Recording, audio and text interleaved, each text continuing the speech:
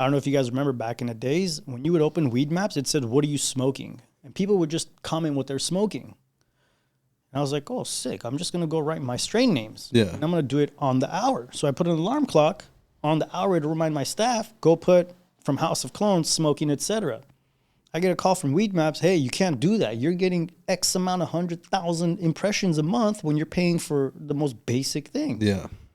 I'm like, "Okay, fine, I won't do it," because I didn't want to lose my Weed Maps. Next thing I see, other brands and other companies are doing the same thing. It's the Green Rush Nation podcast.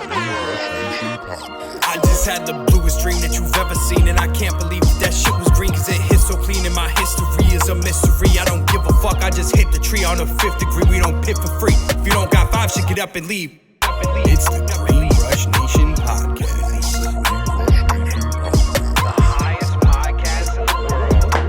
Yo, what's going on, guys? It's your boy B-Gunz here on the Green Rush Nation podcast. Today, we have a legend of the industry. He's been here since the early 2000s. There's not much that he hasn't done. We got Vic with House of Clones and Motta. Welcome. We appreciate you coming out. Hopefully the journey to get here wasn't too hard for you. No, I'm pretty close by to you guys. Beautiful, beautiful. Quick tour. So obviously, like we just said, you've been in the industry for a long time, since the early 2000s. How did you get your start in the industry? So in 2005, I had a dispensary in Tahunga. Okay. I got raided. It was awkward because it's not a cannabis business. Yep. And then my buddies come up to me and they're like, "Yo, might as well open up a dispensary here if you're willing to do a hookah bar." Yeah. I was like, "My parents will kill me if I do that. Yeah. My dad will probably hang me if he finds out I'm messing with weed." They're like, "No, they're going to give licenses out and all this stuff." And I was a paralegal at the time too. So I was like, "All right, I'll do the research." I went and did the research and they're like, "Yeah, they got 134 guys that they're giving these okays to. And that if you are part of the 134, you're pretty much free and clear." So those are like the original pre-ICOs. Okay. So that was like when it first came like to be legal over here? It's been legal since 96. Okay. But nobody really wanted to open up a store until 2005 late and then 2006. And then it blew up. 134 shops opened up by November. Wow. And another 50, which were the hardship exempt, that ended up making today's 184. Okay. And what does that mean, hardship exempt? Pretty much what happened is they said, "Okay, if you're part of the group that has a dispensary, come by, give us your information. We're going to give you tax papers, some kind of documentation saying you're going to be allowed to stay open." Dope. The Okay. 134 showed up. Then people are like, "No, I'm not going. They're going to set me up. They just want my information to arrest me, blah, blah, blah." And then these lawyers got smart and they're like, "Oh, this is a hardship paper saying that you were afraid they'd arrest you. Go after the November deadline and tell them you're part of the 134 as well. You want to be added." Yeah. So there was like a whole year drama of the 134 versus this 50. They're saying you should have came sooner, you didn't. And then the state's like, "You know what, screw it, just give it to them. Their party, 50 more is not a big deal." But November was the cutoff, so no more getting LO50 tax license, no more applying for the security that they were going to provide you. It was now, again, the green rush. Wow. So that's when it all popped off. So now you mentioned security. So before you had applied for your license, did you had to make sure like security was in place and all that was already implemented before you went to them? Not so much. Okay, you just had to have a plan. It was just you have a store you open. There's absolutely no building and safety, no use of occupancy, nothing. You just get a place, you start selling weed, and they don't even know where you get it from, how you get it. They're just like, "Okay, we need to put some kind of restriction and know exactly who we're dealing with." Yeah, I was going to say, so it wasn't regulated at all. No, all they said is, "Here's a tax bracket, pay these taxes." And they didn't tell you how. They just said, "Go pay taxes." So if you made $1 or $1 million, they had no clue. There's no regulations. That's crazy. Yeah. So I'm sure that was honestly a little bit confusing in the beginning for people getting into it, not knowing. It was scary. Yeah. Because you're like, okay, now they know I'm doing this. So what happens if they do come? And the BOE used to sit outside with a clicker and count how many patients went in. And then they'd come look at your average eighth price, which was like 35 to 45 bucks back then. And they'd be like, "You owe this much tax because we've calculated X amount of people a day, average this much money." And the math was pretty good. They were on. Okay. But they're like, "Now you owe this much tax." Yeah. So some people were smart. They would go make smaller payments to show that we're complying. Okay. But the people that weren't paying anything, and the BOE was like, "Dang, look, there's like 900 people a day running in here." Yeah. They're like, "This guy has to pay something." So a lot of licenses, when they got their dispensary license, there was a fat bill on there saying you owe this much before you're active. Wow. So their renewals were not the average price. It was a lot more. Okay. So like that, people were kind of either shit or get off the pot, you know? Yeah. And a lot of them got off the pot. Interesting. And now, obviously, I don't think this even needs to be said, but it was pretty much an all cash business. All cash. Yeah. Okay. So banks would give you an issue if you tried to like put any money in the bank or anything like that. We didn't even consider going to the banks with our business information because they would freeze your account as soon as they found out it was cannabis related. Wow. Since the federal is the banking. Federally legal. Yeah. Till today still, you know, Yeah. some banks charge you upwards of a couple $1,000 a month to hold your money. Wow. You know? Wow. That's interesting. Yeah. So now you get your licensing, everything goes through, you opened up your shop? No. So what happened is I decided to first work with them and supply them with product, be a runner. Okay. And I had a few guys in the streets that were doing like small stuff. And I was like, hey, where do you guys get this stuff? I didn't smoke weed. I didn't do anything with weed. I was 20 years old at the time. Yeah. They're like, oh, we buy these ounces and pounds from this gentleman. And I'm like, introduce me. They introduced me. I'm like, hey, where do you get the bigger amounts? Well, I get it from Humboldt. Okay. Can you send me over there? Yeah. Sure. Sends me to Humboldt. Complete naive. Don't know what we're doing. Fuck it. We're going to Humboldt. We're going to go buy some weed. Yep. We go up there. We meet a guy called Earth. Never forget this guy. He's like, oh, we got to drive 2 more hours back down. And me and my friends are like, not into this. We don't know what's going on. Now we're scared. We're like, damn, 2 hours back down from we just drove 16 hours up. Yeah. If we go down and it doesn't work, we're screwed. Yeah. We go meet this amazing guy. I mean, this guy has records. He's in the cannabis books. He's got strains he's done. Super cool old man. He realizes we're green, decides to help us, gives us really good deals. So Wow. go down. He says, you know, the thing called the gauntlet. You guys know the gauntlet? I'm not familiar. I'm pretty new to the industry myself, honestly, so I'm learning as we go. From Humboldt down to like Santa Rosa, Sebastopol, Okay. the 5 is called the gauntlet, meaning if you make it through that, you're good. If you don't, you're kind of fucked. Because Gotcha. you get caught, you get caught. And there's a couple cities like Willett, Wyatt, and Windsor. Mm-hmm. Willett, smoke a bowl. Wyatt, smoke a bowl. When's our next bowl? That's kind of how they introduced it to us. Once you get past those, you're pretty much free and clear. You mix with the regular population in Sac and Oakland and all that stuff. And then So basically, if you're up in that area, it's just assumed that you're doing business. 100%. Okay. I mean, we've been pulled over without product on us, thank God. Yeah. And they're like, what are you guys doing here? Oh, we're going up to visit the Redwoods. He's like, that's all you're doing? Yeah. Okay. Because your license plate show you're not from around there. Yeah. So we meet this guy. We get product. We go down. By the time we get down, we're so nervous. We're calling these pre-ICO dispensaries. Hey, I have work. I have work. Yeah, bring it, bring it. By the time we get down, we sold everything. Wow. And we're like shocked. Yeah. We're like, damn, that was good money. That was fast. We don't even have to worry about sitting on it. So after that, I had a 9-to-5 job as a paralegal. Fridays, I'd load up my car with my buddies, go up, get 20 to 40 packs, come down by Sunday, sell it, go back to work. Wow. Nobody in my family, nobody knew what I was doing. It's a beautiful thing. And then my brother goes to look into my storage bin one day in our garage, sees a duffel bag full of herb, and in our culture, it's 100% no-no. You don't touch stuff like this. Calling me while I'm at work, blowing my phone up. What the hell is this? Come back home. I'm like, what is it? He's like, kicking my work. I'm like, dude, you're ruining my money. You know, what the fuck? Don't do this shit. That'll kill you. I'll kill you. I was like, all right, cool. So I just stopped. But I was already in it for a solid year. Okay. And then his friends call him. Hey, you know this Armenian cat with long hair, flip-flops, and like looks like a bum sometimes? Yeah. Why? Oh, he's been bringing good work. He just disappeared out of nowhere. He's like, nah, man, you don't talk about this guy. He's my brother. He's like, no, he's not. He's like, yeah, he's like, man, call your brother. We need the work. Yeah. My brother calls me. He's like, you know these guys? I'm like, yeah, man, you know, I used to work with them. Like, whatever. You serious? I'm like, I'm serious. He's like, let's go meet him. Yeah. I'm like, oh, man, are we going to kick my ass if I go meet him and I know him? Yeah. No, let's go. I go, these guys see me, hugs and kisses. Oh, my God, where have you been? We want your deals, great product. I'm like, bro, my brother got mad at me. He's older than me. Said, stop, so I stopped. It's a wrap. Like, I'm not going to argue with the guy, you know? Yeah. That's respect right there. That's how it is. You have no choice. Yep. Going home, my brother's thinking about it. He's like, fuck it, man. Get back on. You know, like, these guys obviously really want your work. Yeah. So get back on. Yep. I was like, thank God. Yeah. So Now after you got that, approval. I'm on. Beautiful. And then I take a fat loss. I get robbed, beat up, the whole nine. Jesus. It's like a badge, you know, Boy Scouts. We get Part of the our game. badges. Yeah. Yeah. And then I meet my buddies from House of Kush. Right now, he's running Cookies Made with Edwin. Okay. My buddy Sevak, my water polo teammate, he's working with them. Beautiful. And I'm like, yeah, I'm broke. I need a job. Let me come work for you. He's like, cool. I go start working, and I'm like, hey, if I bring you work, would you buy it? He's like, hell yeah. So now I'm working with him every day, 9 to 5, still going up, bringing more work down. And we start building this good relationship, and then we get raided over there. We get popped. Damn. Yeah. And then that was an amazing shop, by the way. Shout out to Edwin. He was crushing it there. I mean, we had a line. We had to give raffle tickets out, the whole nine. It was so many people. And when was this? This is 2000, I want to say 11 and 12. Okay.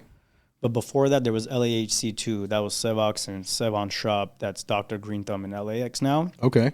We were there, and we were doing crazy numbers as well, but that was before I got caught. But regardless, that store is still crushing it. Beautiful. We get popped, LA House of Kush. We have to close it. We start going location to location, and now I'm like full knee deep into the licensing part. Okay. I'm learning all the paperwork, learning the prerequisites, going to Colorado to see what they did. I went to Boston to see what they did. I went to Oregon. I went to Seattle. I went everywhere that had licensing to learn. So when we come back, we're fully prepared. So we find out BioTracker in Colorado. Mm-hmm. And we're over there like, damn, this is so strict. They know everything about your work. I'm like, oh, screw it. If that's how it is, that's how it is. Yeah. So I come back. I tell Edwin, hey, I got another location, but I want to do clones. Because there was a place called Progressive Options. The guy Z, condolences to him. He passed away, but he blessed us. R.I.P. I go talk to Z through a friend that said, I need clones. I was like, this guy has it. And he's like, 3 months wait. I was like, what? For clones? Yeah. I'm like, this is sick business, 3 months wait. Yeah. I go tell my partners and I tell Edwin, I'm like, hey, I want to open this clone business. This guy's crushing it. He has 3 months wait. Whatever. It's not a big idea. It's not a good idea. I was like, I'm going to do it anyways. I take a few guys from that business. I go, come with me. If you invest, I guarantee your money back and some. Okay, shoot. So I find the location, which is one thing I was doing a lot for dispensaries, finding compliant landlords and locations to put them in places so that they could continue. And I would get money for every square foot. Beautiful. I go talk to this guy, Z. I'm like, hey, straight up, like I want to do this. And I want to be as far from you so I'm not competition, so I get your blessings. Can you guide me on how to start this business? It seems like you have so much work. You kind of need the help. Yeah. Oh, I don't mind at all. I'll help you. I'll give you strains, whatever you want. I'm like, I'll stay on the other side of the 405, and you can stay here in Sun Valley. Is that okay? He's like, I don't care where you go. I have so much work, and I'm so backed up. It'd be great to send it to you because I'll still keep my customers. Beautiful. I was like, hell yeah. So we start opening on Balboa and Stag. Okay. Where the Kush Collective is, I think, right now around there. We open up. Man, within 2 months, everything we put in, we got out. Beautiful. We immediately got backed up. Wow. And everyone's talking about us. Yeah. What's going on? House of Clones is popping off. And we named it House of Clones because of House of Kush. I thought it was such a great play on name. I'm going to use it, you know? Why not? My partners and I are blown away by how people are paying us ridiculous amounts of money for a stick, in a sense, right? Literally. Man, in 4 months, we double up. And in another 6 months, we 4 times it. Okay. I call Z, thank you so much for blessing us, etc. Can I help you? Can I do anything to pay you back? Yeah. He was kind of sick at the time, so I was just like, damn, whatever I could do, I want to bless you. You know, you've changed my life. Yeah. Yeah, don't worry about it. You know, you're helping me out too. My customers are happy. Your quality of clones are good, etc. And when you get backed up, you send them to me. I get backed up. I send them to you. Cool. Yeah. Beautiful. Shortly after he passed away, I didn't get a chance to really give him what I wanted to give him. Yeah. And it was just like this bittersweet moment. The people that bought the business from his family ruined it. So we ended up getting a lot more business. I'm sure. And it was just like nonsense. 2013 to 2015, from literally Mexico to the rest of the U.S., we were one of the #1 guys. Wow. And people were selling clones by buying it from us and third-partying it. Wow. And you know what? I think that's enough payback right there. Oh, yeah. You just living on and keeping that quality standard that he had. Yeah. My partners knew more than I did. I never touched a plant. I just knew that this was going to be a good business model. And I was pretty much a servant to my partners. What do you want me to do? Water, clone, scissor, clean, whatever they asked, I did it. To me, it was about learning. Absolutely. So we went from selling, I think, like 50, 60 clones the first day to selling north of like 2,000 a day. Wow. And on Weed Maps, side note, I don't know if you guys remember back in the days, when you would open Weed Maps, it said, what are you smoking? And people would just comment what they're smoking. And I was like, oh, sick. I'm just going to go write my strain names. Yeah. And I'm going to do it on the hour. So I put an alarm clock on the hour to remind my staff, go put from House of Clones, smoking, etc. I get a call from Weed Maps, hey, you can't do that. You're getting X amount of 100,000 impressions a month when you're paying for the most basic thing. Yeah. I'm like, okay, fine, I won't do it because I didn't want to lose my Weed Maps. Next thing I see, other brands and other companies are doing the same thing. I call Weed Maps. I go, I'm not stopping until you completely stop it. Yeah. I'm like, you can't put this in force on me. Can't restrict me. So that them. really helped us get up there. Beautiful. And we got nothing but 5-star reviews. That's great. All of a sudden, now that same section is so far in the back, you can't even find it on Weed Maps today. Wow. But it was really cool, like glitch we figured out, and it helped us a lot. That's awesome. And now, so you said demand picked up a lot. How did you guys keep up with that? We didn't. You did. So you got backed up? We were already backed up. Yeah. So what we started doing is telling our friends, hey, go set up a clone place, and we'll help you. So you just share customers. And everyone was like, oh, no, we'd buy it from them. Oh, okay. I see what you're saying. And we'd buy it at really good prices. I mean, we'd buy it, what today's prices, we'd pay more than today's prices for their clones back then. Wow. So we went to the health department, and I said, I need a state license because I didn't smoke. I didn't do crap. I just knew I needed protection. I took Dr. Aldridge's 99 exempt with the insurance card and everything, $150 to pay for that crap. Back then, it was a lot to pay for a rec at $150. Oh, I'm sure. I go to the city. And I'm like, hey, I want to buy clones. And like, this is right before we started. I just want to see what the legalities were. You know? Oh, well, we don't have any guidance for you guys, but you can order it from online, seeds or whatever. I go, look, I'm kind of afraid to do that because if I order seeds from online, I'm breaking every law that border is crossing to get to me. And I'm afraid if something happens, everybody's going to penalize me. On a federal level, yeah. In any case, right? Yep. I'm like, can you write over here on my rec that I could buy from my friends or dispensaries so I could show my family that, hey, this is legal? Yeah. I kind of tricked them because I knew the law. I just wanted to get it on paper because it's even more solid, right? This poor lady writes it, signs her name. I'll never forget her, Christina. She wrote her name and said, you can buy clones from God bless you, Christina. Shout out, Christina. I'm pretty sure you don't work there anymore. You're probably fired, but shout out. Because all my friends would go to her and get her to write that. Okay, nice. Right. So I have a 99 exemption now. Yeah. So I go, and with that paper, I start doing the work. And then I hit up this lady, Pamela Tedeschi, really sick lawyer. I'm like, hey, this is what I want to do. And she's like, yeah, I'm very smart because they have no rules for clones. All that done, we start taking papers. We don't let people in without papers. Obviously, there's no recreational. It's all medical. We gift people more clones if they're doing the 99 exemptions. Okay. We give them even more if they have the state as a bonus. Great. We help them get to the doctors if they need to. So we're kind of covering our ass. Okay. So Christmas, 2 days before Christmas 2015, 40 guys bust into our warehouse, LAPD. We thought it was a joke. We thought our friend was banging on the door being a jerk. LAPD. And we're like, man, this fool, stop doing this. You're scaring us. We opened the door and they got dogs and everything. And my buddy had his pit bull in there. So we're like, dude, we have a pit bull in here. He'll kill your German Shepherd. Like, let us put him away. Yeah. Tie him up or we'll shoot him. That's pretty aggressive. That's crazy. You know? We tie him up. They come in. They're so pissed that they realize it's a nursery, not a grow. Yeah. They thought it was a grow. We chiefed in there so much at that time, they thought it was probably mad weed. Gotcha. They get mad. They ruin all our plants. They take 20,000 clones one by one out. Get out of here. Count it. And about 1,200 moms. It was probably the largest plant count at the time to do for any cultivation or nursery, right? Yeah. We go to court. Nobody's on the paperwork except me because my name was on all the documents. We go to the first DA. Oh, I don't dismiss any cannabis cases. This is something we're going full penalty. And my attorney's like, nah, they're clones. You can't. They're like, they have legal right to give everybody clones. They're not helping them grow. They're just giving them the chance to. Yeah. Nope. We keep switching DAs in the San Fernando court till we get to like the last one. And the head lady DA comes out and tells the reading judge, hey, just dismiss this case. We don't want this. We don't want to deal with any of this. Yeah.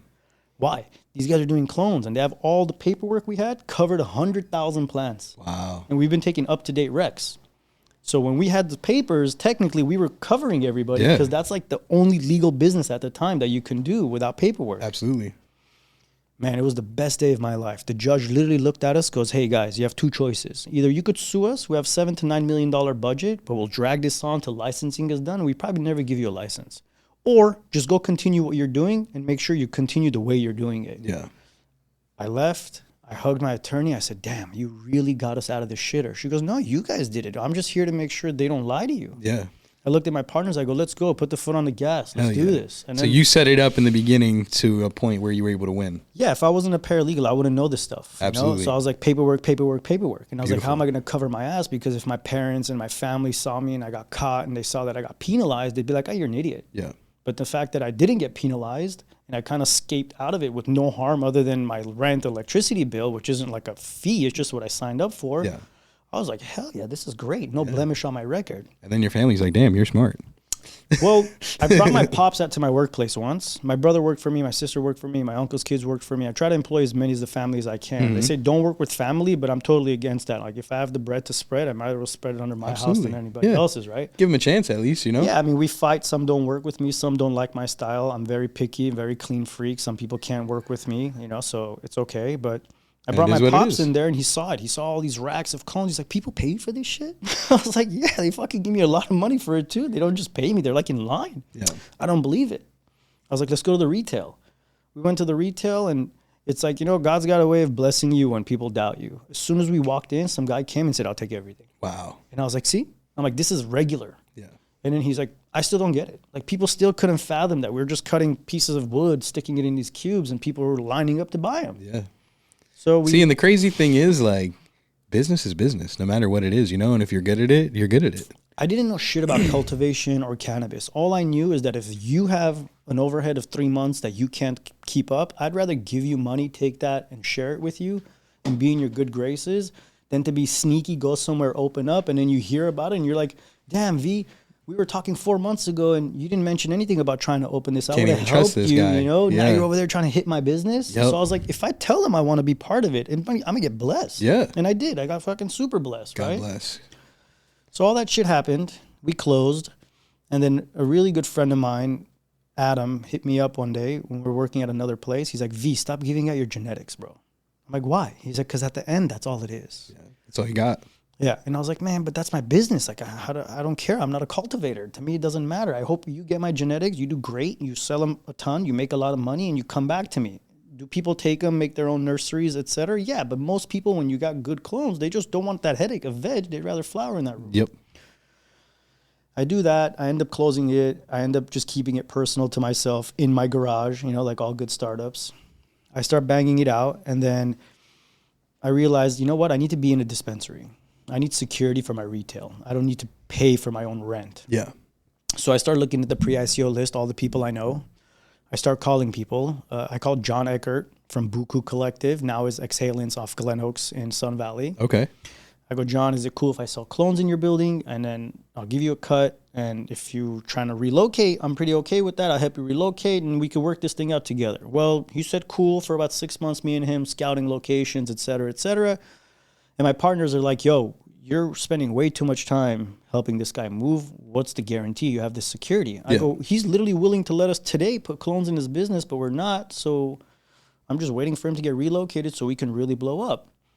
I listened to my partners a little bit. I kind of like backed off. Okay, my partners aren't happy with my decision. I'm going to chill on this. And then I didn't have the money at the time to give John what he needed for me to hold down his license, you know? So I was like, John, I got to do my own thing. My partners are a little bit sketched out on me. I'm gonna just sit back, you know? I'm going to just be partners, you know? I'm not going to make him feel uncomfortable. Yeah. We leave. Some other guys come, take his business, blow it up. He's doing great right now. Shout out to John. Beautiful. And then I meet these guys at, what was it called? Urban Trees. Now it's like candy shop or ice cream shop or something. Okay. A gentleman by the name of Scott. I went up to him on Ventura. I was like, hey, can I put clones here? He's like, sick. I just put a clone place here to display them. Nice wooden design. If you want to put them here, you can sell them. I'm like, yeah, I'll give it to you at like $8. Sell it at 10 to 14. Keep the rest. Beautiful.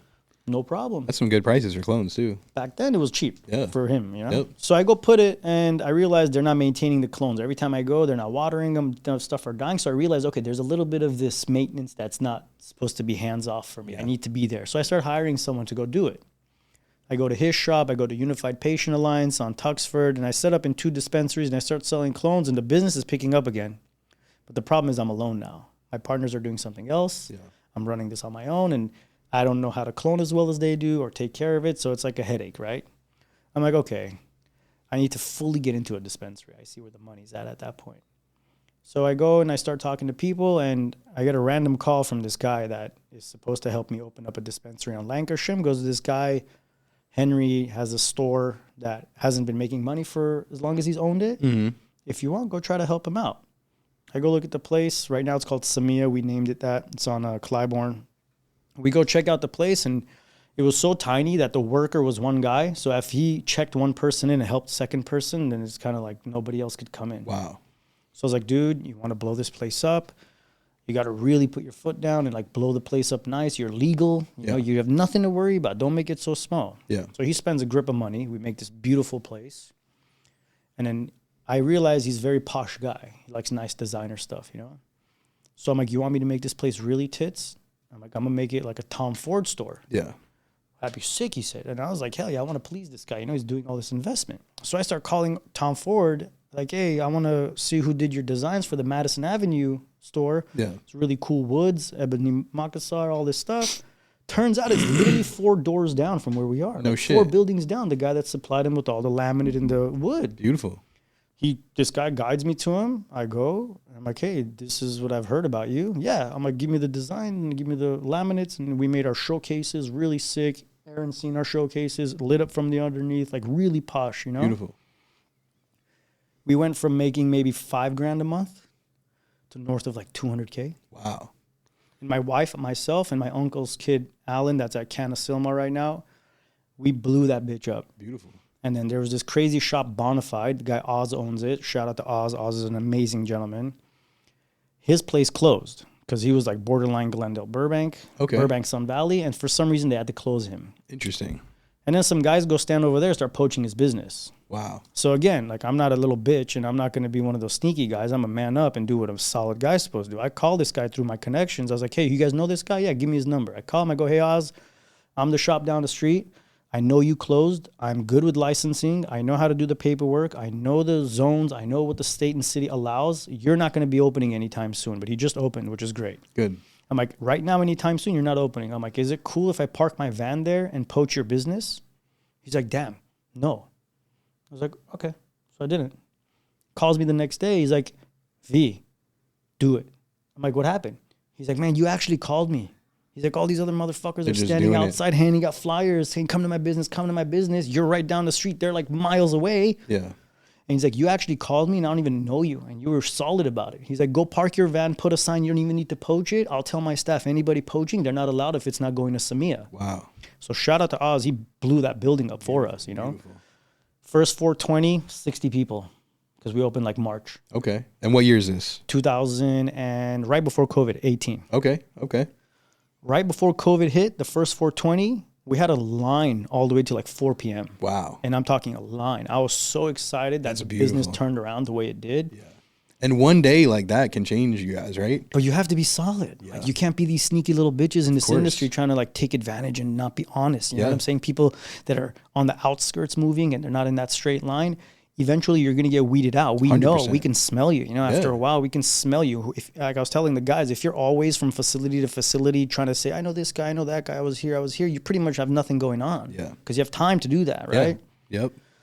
So it starts blowing up. We start doing really good things. I build a staff. The staff was incredible. Shout out to my entire staff at Samia. So at this point, you're no longer just doing clones. You're full-blown dispensary. Yeah. Beautiful. And I'm doing clones and I'm selling it through the dispensary too. And I'm giving them profits. And they're amazed that my clones that were making more money at first than the dispensary. Wow. And then obviously it changed over and I stopped doing the clones. But oh, you stopped doing them completely? yeah, because I was like, my friend Adam was right. And I met Adam through Samia. Okay. He was right. Keep your genetics. You know, end of the game, it's all genetics, right? Yeah. So, and the genetics I got was from this gentleman. I'm not going to say his name because I guess he wants to be low pro, but he was working for the Cure Company and he was holding their library. Okay. So when the Cure Company apparently got all live, they said, you know what? We don't need you to give these out. I know you're part of our plan, but he's like, no, this LCG runs gelato I'm keeping. And Leonard from the Hydro store in, was it LA Garden? He introduced me to him. He gave me the number. Okay. I called up this dude. He has great clones. Yeah. So now, like, most of these major brands are running this cut, and they have a different name for it. Wow. Everyone calls it theirs. Okay. And I didn't gatekeep. I didn't call and say, hey, what the fuck? You know. But those are your genetics. Yeah, 100. Okay. Not mine. Rome's is his name, obviously, but you guys won't know who he is. But it was his cut. Okay. And we all know it. But people are calling it their own cut, which is all right. Whatever. We don't give a shit. Our business I feel like that's is pretty clone. common. Yeah. It's very common. Yeah. So we didn't care. But when the homie Adam saw it, Untouchable Genetics Adam, he hit me up. He's like, bro, don't do that. He's like, you're really going to shoot yourself in the foot because if you do that, then at the end of the day, you dilute it. I was like, all right, cool. I'm not going to. I just took his advice. You know, I'm really studious about this stuff. People in the game that know more than me, I'm willing to learn. Right? Absolutely. You have to. Yeah. So we start doing it. And then me and the partner are having a fallout because he's treating my staff like shit. And I'm like rewarding my staff for good work. And He had 2 accountants audit me weekly.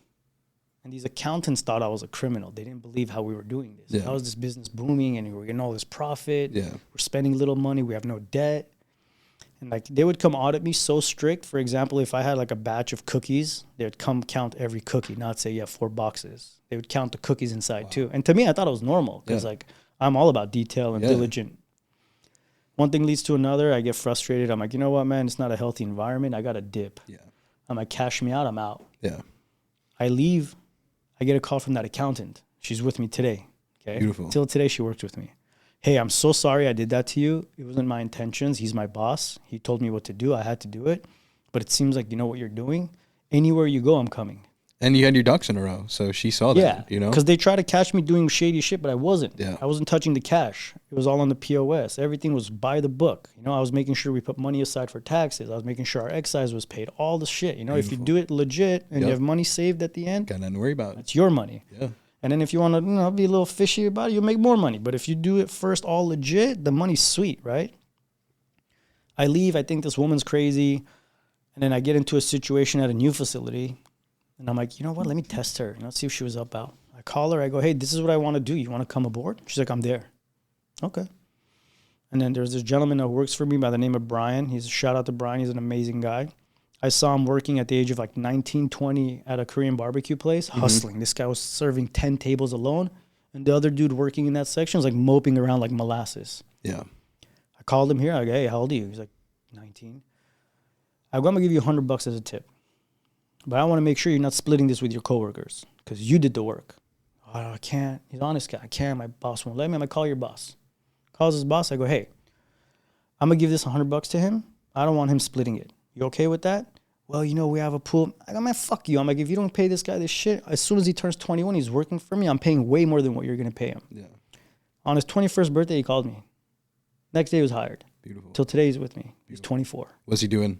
He is the head of my veg, and he's never had cultivation experience till that Linwood episode. Beautiful. I call him. I bring him in.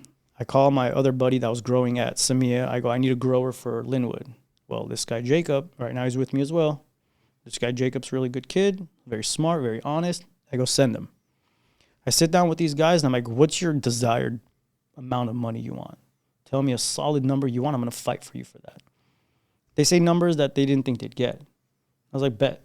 Let's do it. I call my team. I go, this is what we're paying these guys, and we're going to knock it out of the park. Are you sure, V? I'm like, I'm positive. I'm taking responsibility. If they don't do it, it's on me. Don't pay me. I have equity and I have a salary. Take my equity away.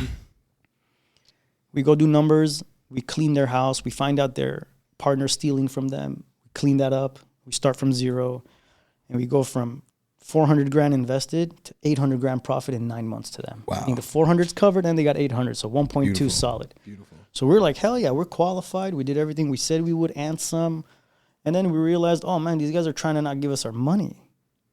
So then like, I get rowdy. I'm in people's faces. I'm always down for the smoke. I'm always down to fucking knuckle up. I don't care how big or small you are. If you're a man and you're not going to snitch and go bring the cops involved, let's do it. Let's get busy, you know? Hell yeah. We decided, you know what? Let's just leave. Because these guys got way more money than us. If anything happens, they're going to lawyer up and screw us over. So we get our last pay. I've already applied for my license for cultivation. I've already got it. I'm starting to build. We leave, and I told his team, hey, you know what? When I finish building, you guys are coming. We go finish building. My partners had other ideas. Oh, we can't afford those guys. We don't want to bring them in. It's too much money, too much money. I go, yeah, but you're going to see the outcome is going to be fire. Yeah. No, let's bring a few of your family members in. I was like, not my best idea, but let's do it. You know, that's what you guys want. You guys invested heavily in me. I'm going to let you make the first decision. If you fuck this up, you get no say second time around. That better be Jesus. Don't worry, Aaron. We can cut it out. I told them pretty much like if we bring these guys, we're going to do really well. But since you guys are my partners, you're heavily invested. You guys get to make the first decisions. I'll roll with it. I'll go down with the ship. It goes down. But if it doesn't work and I have to step in, I kind of don't want your input anymore. But if it works, I'm going to sit back, relax, coast, enjoy the money coming in. Yep. Unfortunately, like most of my businesses that I've let my partners lead the show, it hadn't been successful in the beginning. And then we come and we do our best to fix it. So we're like in the hole over $1 million now. we have a $200-something-thousand electricity bill. Wow. LADWP's at our throat. Like, what the hell is going on? At least make a $10,000 payment. Something, you know? I come in, fire everybody, security, staff, everything, and I make it seem like I'm the problem. And I tell the staff, go tell my partners that I'm not supplying you with what you need to succeed. I don't want to go and say, you suck. Yeah. So I'll take the L. It's not a big deal. Yeah. We do that. We bring our team from Linwood, Jacob, master grower, Brian, smartest kid I know, Arminet, my accountant. And I bring them in and I say, this is what we're paying them regardless. We'll pay them half now. Once we catch up, we got to make up for the rest. Are you sure, V? I'm like, I'm positive. I'm like, I'll bet my equity on it. Okay, we come in, we clear the debt, we get everything popping. I meet the guys here, Aaron, Steve. They've seen it from the beginning. Trash. We were growing trash. Yeah. And we were embarrassed. Like, we were bucking shit by hands because it was so bad. We didn't want to pay trimmers. Like, that bad. Yeah. We come back, we build this bitch up, we get into a nice rhythm, and everybody realizes, damn, we should have done this earlier. Mm-hmm. And then my accountant's really cool. She has this thing for our team. It's a post-Vic and a pre-Vic. Pre-Vic, she shows the numbers and she puts it in like a file, says, go look at these. If you're ever pissed off and you wonder where we are today, go look at where you were and look at where Vic's team is today. Yeah. And so today, knock on wood, we leave work early. Before we were there till like the lights out, nighttime, double the hours we're putting in today. Yep. We're putting half the hours, double the quality, double the fucking yield, right? Beautiful. We have amazing legend friends in this industry. Shout out to Surge Cannabis, always helping me out. His brother Gas, Fidel, all those guys. I can name drop so many guys that are helping me. You know, like Beautiful. I call them and they just give me advice, give me genetics and all this stuff. And we've been able to really pop off and get it going. And then now we build Motta. We went with the idea of the shoe boxes. It has the bags, it has the inserts, it has the tissue paper, the whole nine. And all of a sudden, everybody and their mom's got boxes. Everybody and their mom got some special kit going on, right? Yep. Other people are trying to knock off the boxes and shit. But cool packaging. That's why, you know, if people start imitating you, you know you're doing something right. Yeah, I mean, the product's even better than the packaging, but, you know, you got to get their eye on it. So that was it. Pretty much, I've been doing it since the jump, and we've done it all. And, like, I tell people, like, if you had Boy Scouts for cannabis enthusiasts and, like, the business side of things, we'd have sashes for, like, your first raid. Yeah. First time you got robbed. Gunpoint or knife point. You know what I'm saying? First time your best friend takes 20 pounds and never brings it back, and now you know for 20 pounds what a friend he really was, you know? The guy that's always being nice to you, then all of a sudden jacking you. And the guy that's being nice to you, working for you, setting you up. You know, we got robbed. We took a L. You know, it happens. It's kind of like a badge of honor, so to say. But unfortunately, it's because we deal with unsavory people that don't respect your hustle, you know. Imagine you're staffing 20, 30 people. These people make their rent. They pay their bills. They take care of their kids. And you're doing it. See, but guess what? Longevity-wise, those people are not going to be around. The people like you are going to stick around. Of course. That's exactly what it is. We're definitely going to be the ones to stick around, and the rest could go fuck themselves realistically, because the more I see it, we have people today that we all know in the circle that we shouldn't work with, but they have something that these weaker guys, and I don't know about the women in the industry because I haven't worked with too many. I mean, there's a great set of women in there. I just, in the beginning, I didn't have the luxury of working with them, but there's a bunch of men that they work with these shady individuals because they got some clout, they got some money, they got a few dispensaries. And when you question him saying, you work with that buster's stolen from A, B, C, and D, and you're still working with him? He stole from one of your best friends. You still working with him? Oh, bro, you know, I got to do this. I got to do that. And I don't know. No, I really don't know. I just think you're a buster. Yeah. And then what happens is when they fuck around and not work with somebody, they come tell you, V, you better not work with that guy. That guy did me dirty. Yep. Man, go fuck yourself. 100%. Where were you motherfuckers when we were telling you guys to really, you know, be about it? Yeah. You know, if I call you and say, this guy robbed me, don't work with him. Oh, bro, but I'm already knee deep in it with him. Well, then you're not a man to me. You're a fucking chump. Yep. You know? Yep. I agree. So now, obviously, you've seen a lot in a lot of years. Where do you think that this industry is really headed?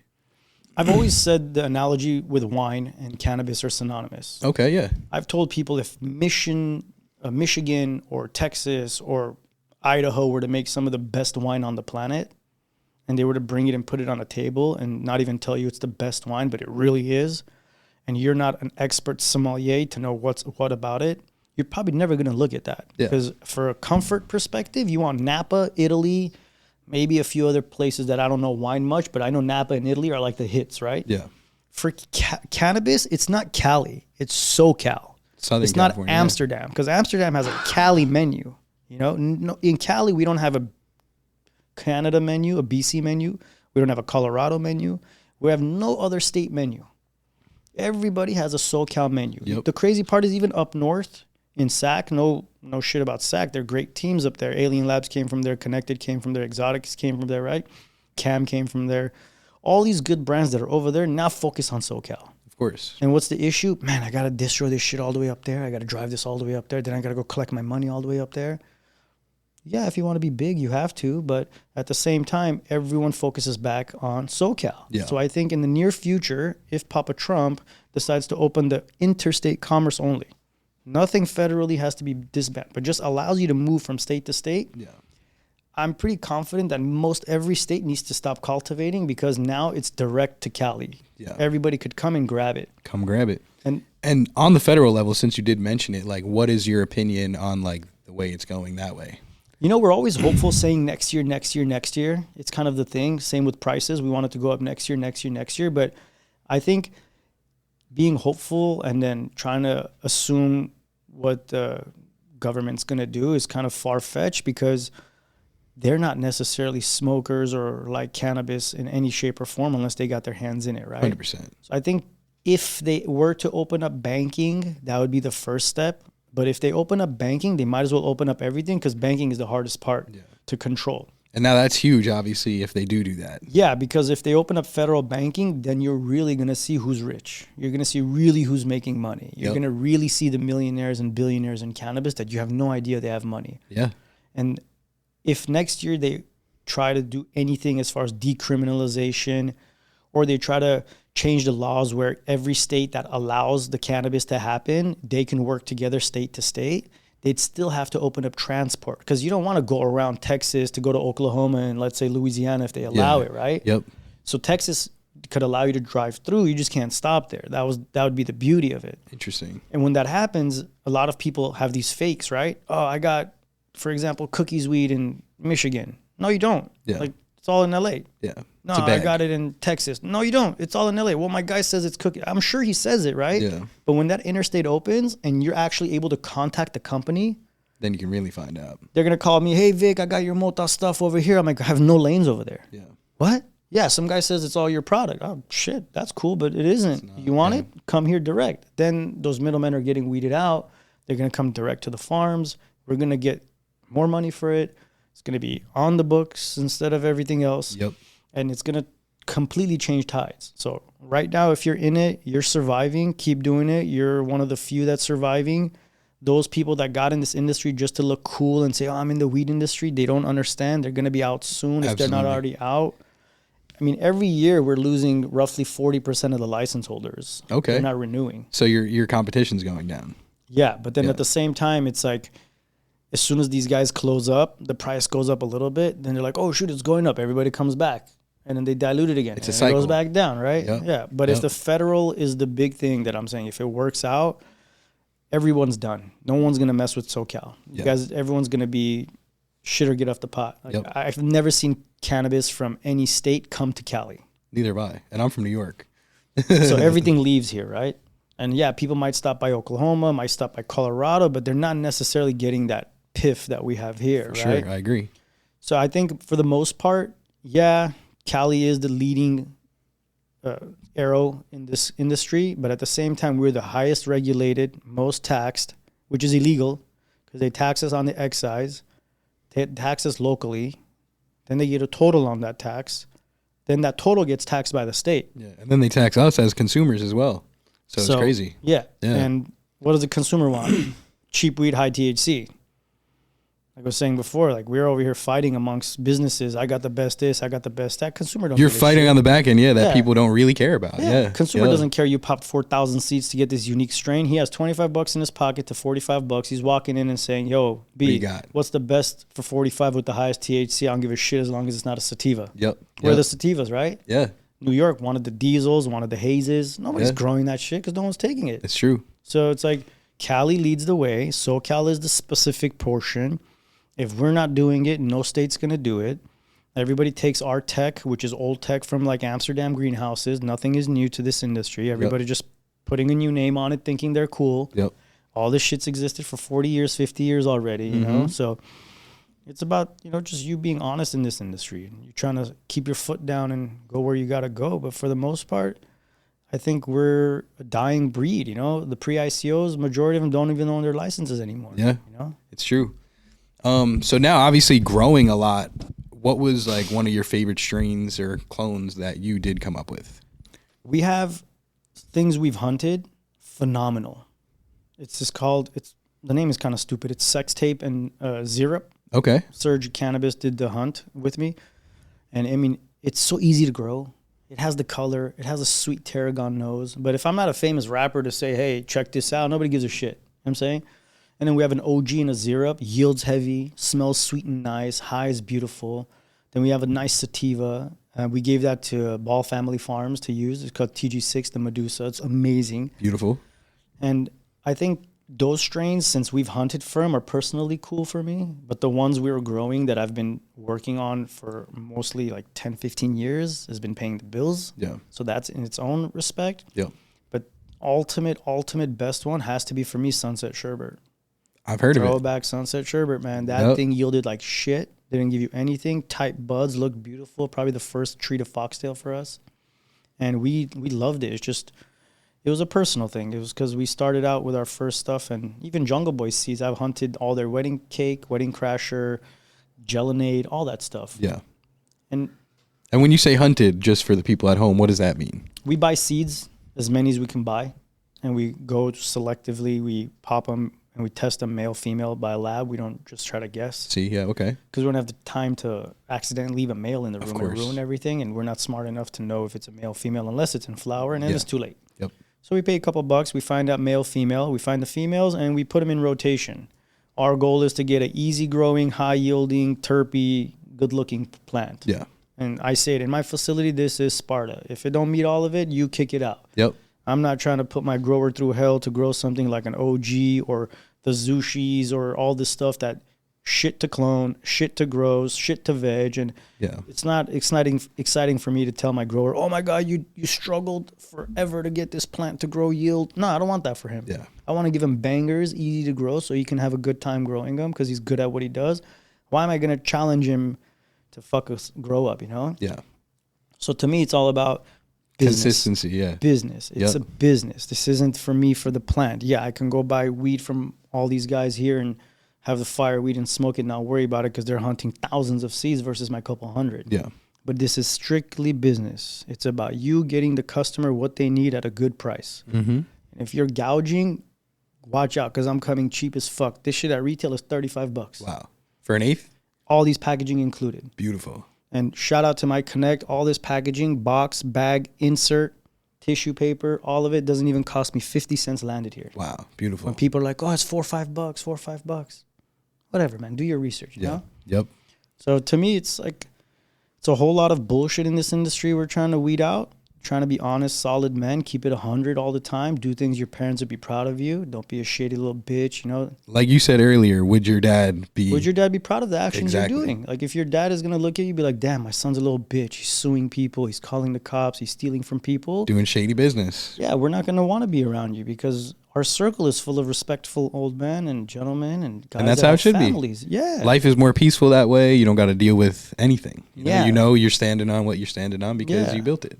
And I was telling the guys recently, I'm like, we all have so many people that owe us money that I'm so down to have like an MMA ring and pay people to come in and squabble to settle beefs. Yeah. And I'm like 5'5", bro. I'm not big. Yeah. And there's guys bigger than me that I've always said, bro, let's come. You owe me 20 bands? Come. You might even kick my ass for the most part. Yeah. I just want to get a lick in without having to worry about going to the cops, right? Absolutely. I'm like, well, I have lawyers sign papers saying it, Let's make it legit. And, I mean, whoever watches this, if I've offered you that fucking chance, it's still on the table, come by, we take that fucking L together. Pull up. But we would love to see that. They won't. I'm telling you, they won't. Yeah. That's how crazy it is. They won't. They'd rather call the cops on you for threatening them over text saying, motherfucker, where's my money? Oh, you're threatening me? Yeah.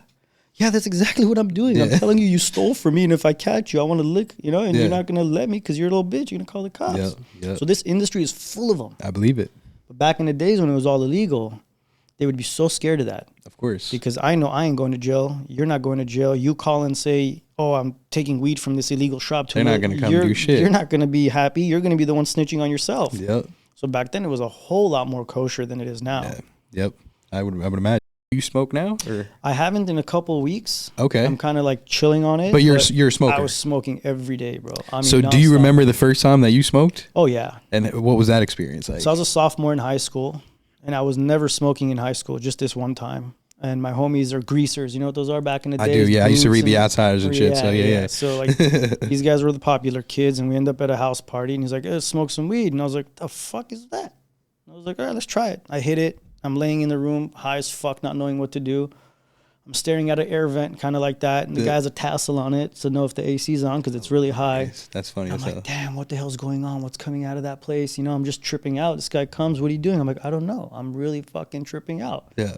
And I was like, this ain't for me. So I stopped smoking weed right then and there. First time, last time. Yep. I got in the industry at 20. By 21, 22, I still didn't smoke. And then I started smoking just kind of like, I'm selling wine, I got to taste it type of thing. It wasn't so much like can't sell it without trying it. Yeah. And it was a wrap after that. Once I smoked it, the environment was good. I felt comfortable. I enjoyed it. I'm super hyper guy. I called my mom right away. Hey, guess what? What? I just smoked a bunch of weed. Fucking awesome. She's like, what the fuck? Why'd you call me? I was like, I don't know. I thought I'd call you, let you know. Like, no biggie. You know, I'm an adult. It's not. She's like, dude, don't call me with shit like that. Like, you're not going to smoke every day. I'm like, I don't know. It's pretty cool. I might. Yeah. So I'm really cool with my mom like that. Cool. And then it got to a point where she's like, yo, go smoke outside. You're too much for me right now, you know? So I smoked every day, every single day till about a couple weeks ago. Morning, lunch, dinner, on my way to work, on my way home to work. And I tried everything. 1-year-old weed. I mean, we have fire every day coming out of our facility.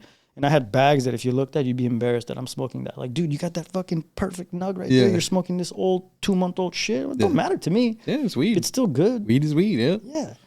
So now what are we battling right now? White ash? Yeah, that's what we were talking about earlier. Yep. Just dry up your weed, bro. Yeah. I don't care you flush, you don't flush. We don't flush, guys. We don't flush. But my weed is a year old and it burns white. So go tell your fucking experts about your white ash situation. Yep. I got 1-year-old weed. Anybody want to come test it? It's white ash. Come. There you go. It's got disty on it. It's got hash on it. It burns white as hell. Beautiful. So, you know what's funny, though? I had a similar experience to you when I started smoking as well. Right around the same time, probably like sophomore, junior in high school. Smoked it, got way too high, didn't really like it. Same thing. I was like, you know what? This is not for me. Down the line, tried it a couple more times. And also, same thing, same reaction. I was like, it's not for me. But then there was this one time that I smoked, because it would make me paranoid as shit. What strain was it? Couldn't even tell you, bro. We didn't have a choice back in New York, bro. It was like, we got that gas. If it smelled good, looked good, we took it. And it was $20 a fucking gram. Yep. Which was insane.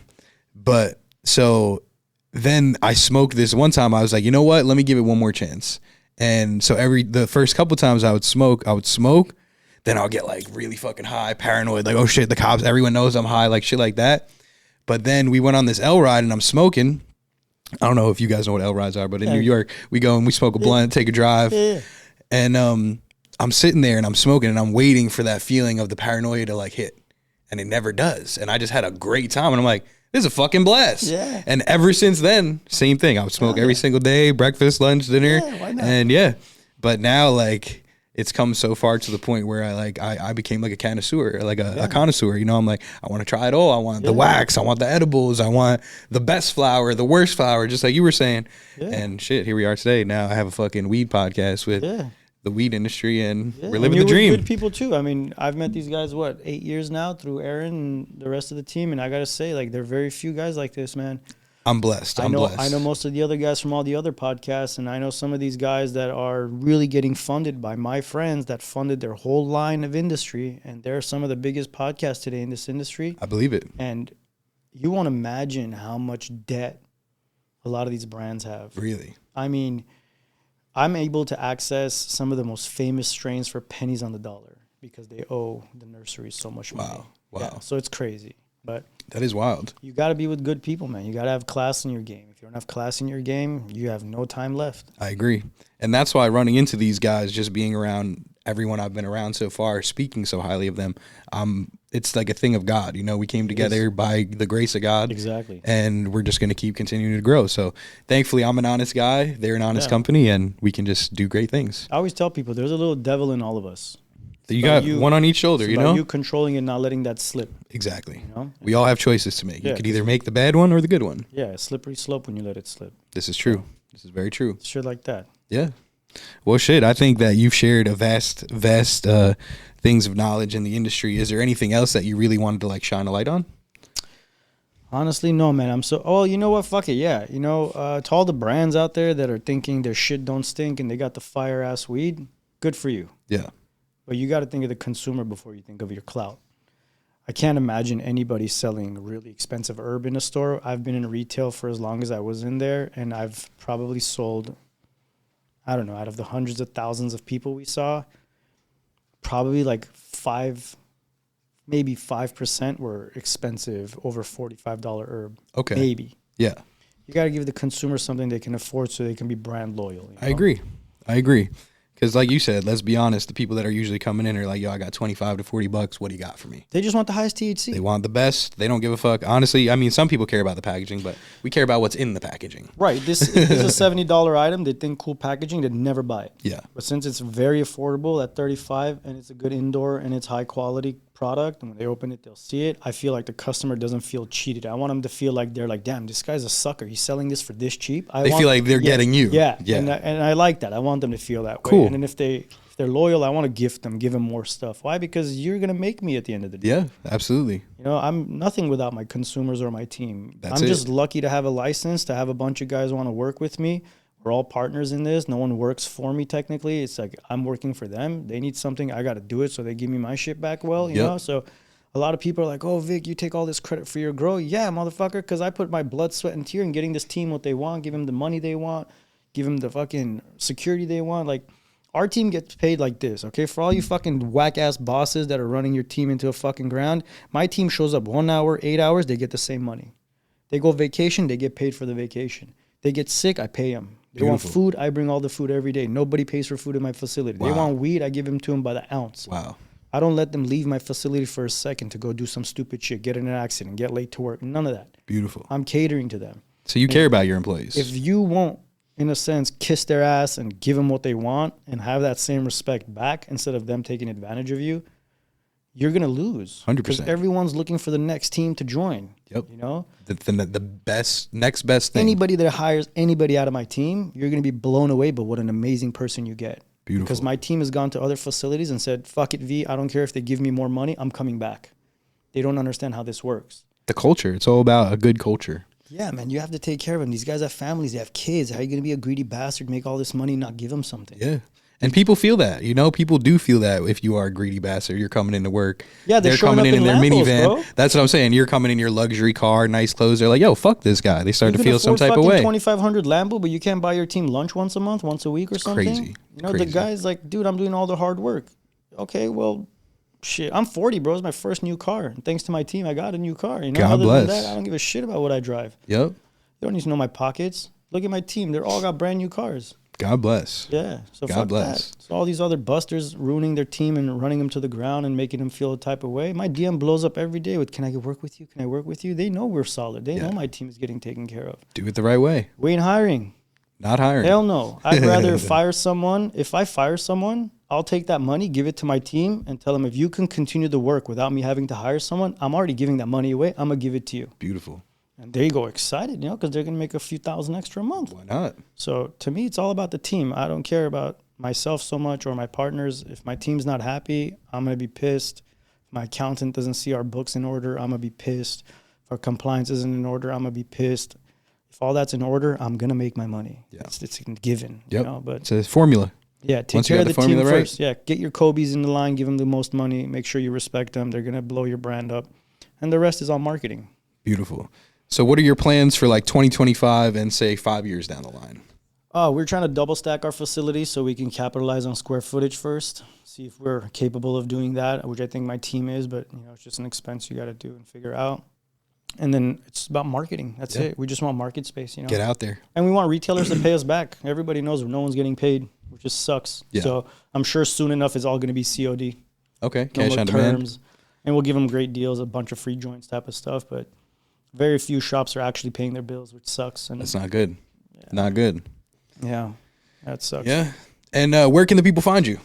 Right now, we are in a few deliveries and retails. We're at DC Collective, Canna Silmar, Canna Lala as a delivery. That's about it right now. All the other motherfuckers owe us money, so we're not really pushing it. Culture Cannabis, fuck you. Devin, fuck you. Yep. Yeah, they owe us money. Yeah. Fuck you. Yeah. And where can they find you on socials? It's Motta_Cali. We're shadow banned, so you probably really have to search. Okay. But I don't know. Fucking, you find us, you find us. We don't care about the outside states. We just want local people. We want all authentic growth. We don't pay for our followers. Come check them out. Real good product, real good person here. So yeah, definitely find them in all those stores that he just mentioned and go follow them because I'm sure he's going to be doing a lot of cool stuff out here. Hell yeah. Thank you. Thank you. Well, we appreciate you for your time today and coming out. Likewise. And hopefully that we'll come back and we'll do this again. Hell yeah. Thank you, guys. Yeah. All right, cool. Appreciate you. Likewise. Thank you. All right, cool. Appreciate it.